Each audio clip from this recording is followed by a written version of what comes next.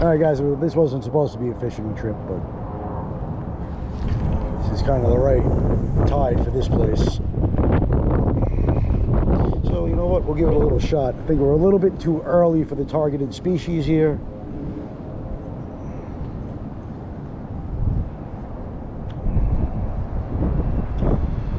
But I tend to come in on the moons. Oh man, can we just get a break from this wind?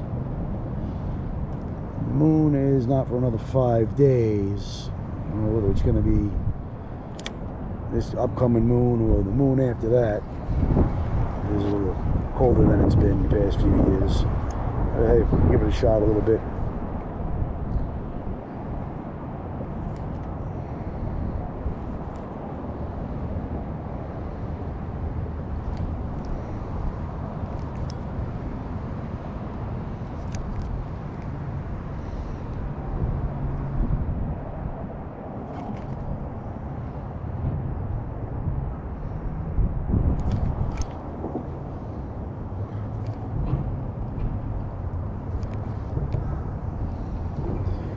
Tide's starting to creep in, and this is a lock system here controlled by the tides, and the lock's just locked up.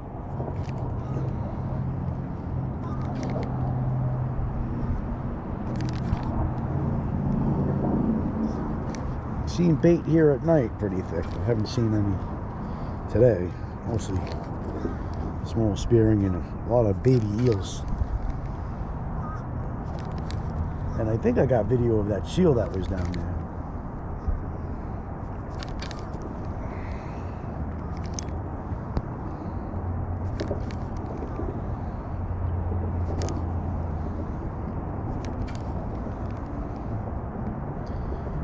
Actually using my freshwater rod for this type of fishing. I'm just drawing his plastic bass assassin and VMC jig head. Pink. You can probably guess what I'm looking for.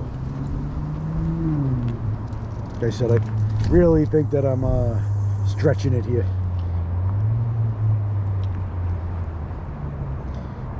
They were in early the past couple of years, but the past couple of years were much different weather-wise, obviously. I'm just throwing it out there, letting it get down on the bottom. It is pretty deep.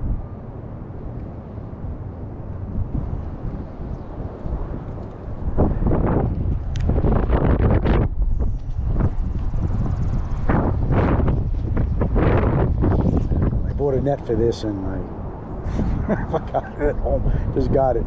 Collapsible net. Well, there's at least one other person trying. So, oh, there's the seal. It's right there in front of me. It's the seal hanging out.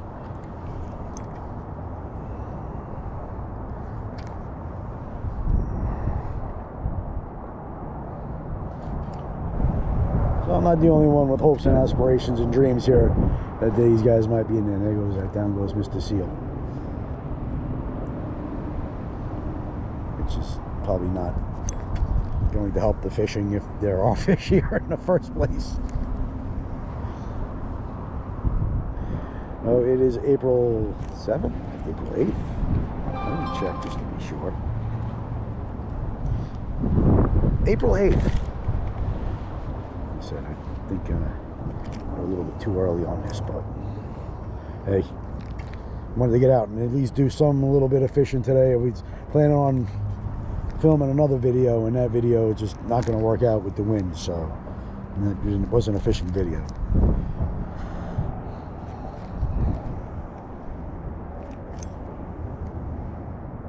I thought I had some video of the seal before, but now I'm not sure if the GoPro was recording, so that one now. Alright, we'll fish a little bit and see what happens.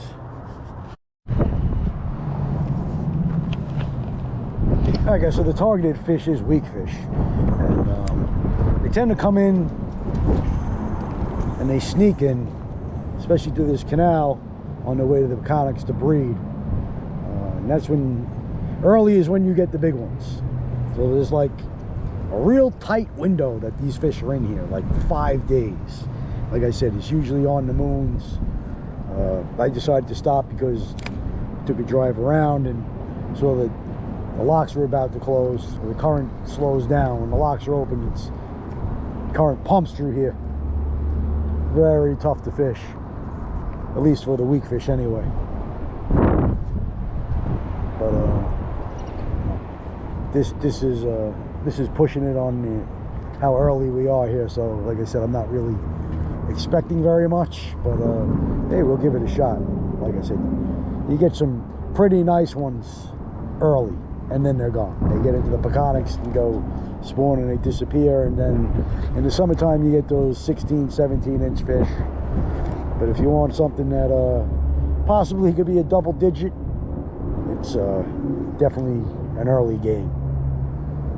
Like I said, they sneak in, they're in and out pretty fast. You know, maybe one moon, and that's like, you know, 2 or 3 days before and 2 to 3 days after it, and then they're gone. I always tend to miss them. One year we got on them, Nicole had a real nice one, about 7 or 8 pounds. I said I wasn't planning on stopping, and I just got a collapsible foldable net just for this so I can get them up the wall, because I'm fishing freshwater stuff here. You know, usually I would say 1/2 ounce to 3/4 jig head, and go with you know, if you want to use gulp seems to work pretty well for them, the pink color, or even probably white. Gulps, I'm using a I guess that's a bubblegum Bass Assassin. We'll give this a little while, because why not, just to get out. The sun is out. It's been raining the past few days. The wind is atrocious, as it's been all year. And like I said, I was gonna go for stripers tonight, but I'm looking at the wind and I'm looking at the wind chill in the direction, and I'm not liking it. So I think tonight's trip is gonna get canceled and get pushed off a couple of days, at least for the stripers anyway.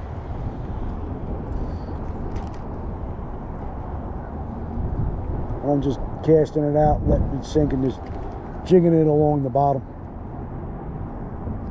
Not a bad place to get fluke too. I've had quite a few keep a fluke out of here. You always see weird stuff in this canal, man, when the water heats up. Jacks I've seen hog chokers against the bulkhead at night. Squid fly through here. I've seen squid in here. The bunker load up. I've seen the bluefish pin the bunker in here. And the whole canal was just filled with bluefish. It was terrible. I took the hooks off the plug just to watch them blow up on it. I was getting them to hit top water at night. I just took all the hooks off the plug because I didn't feel like dragging them up the wall. Definitely an interesting place. One of the most interesting places on Long Island. You can see like weird stuff fly through here. This wind. Can we just get a break from this wind? I feel like it's been windy since last fall and hasn't stopped. I haven't seen the seal pop up again. The guy, he gave it like a half-hearted try, and then he moved on. He was a local guy I talked to. He said he lives nearby. He's been checking it out every day. Hasn't seen anything yet. Like I said, I know that the past few years they've been in here early, but definitely a lot colder of a winter this year. So, all right, we'll keep trying. If we get anything good, we'll come back.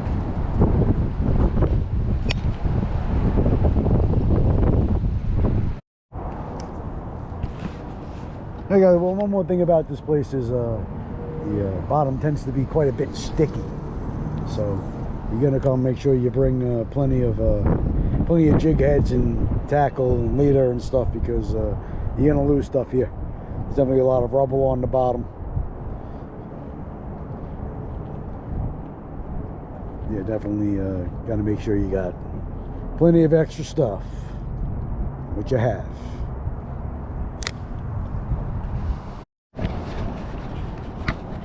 All right, so you also definitely have an osprey flying overhead too, which is cool. And he's out there looking probably for bunker to come in. I don't see any bunker in here yet. It gets pretty thick with bunker. There's a couple of ospreys up there. That guy's hanging out. I haven't seen him dive on the water.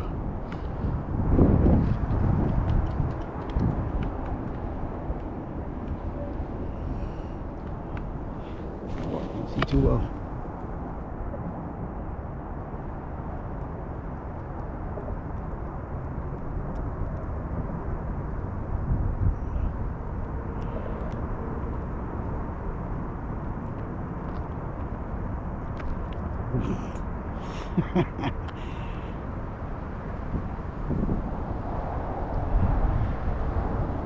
Yeah, there's two of them, three of them, three ospreys up there.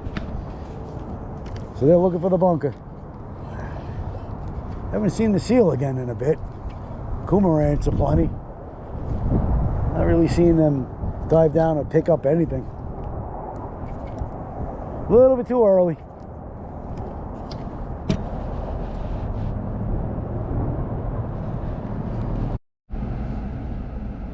Alright guys, I'm going to wrap it up here for the day. Gave it a shot for about a half hour, hour or so.